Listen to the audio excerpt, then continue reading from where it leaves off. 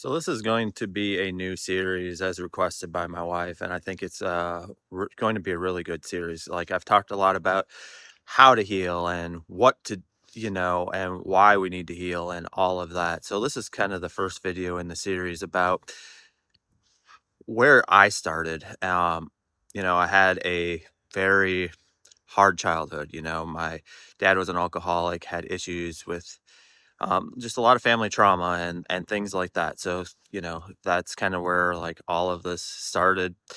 But I think the first thing we have to go do, because it's the most neglected part of ourselves, we have to go get that child self. We have to go make that child self feel seen, feel heard.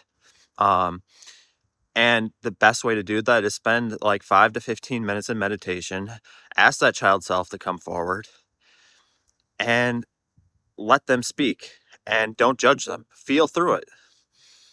Like my childhood self felt abandoned back when like I was like in the 9 to 12 range, like that's when I started suppressing, when I started like pushing shit down. So like at whatever age that child self got left behind, that's the first step in really on the healing journey in my opinion. Until we deal with the child self, we can't go forward from that. We have to go back where the suppression and the trauma and all of that first started. And for me, that was the child self. It was the version of myself where I felt like I couldn't be myself, where I felt like I had to fit this mold, like because I became the black sheep of the family, right? So, like, I had to go get that version.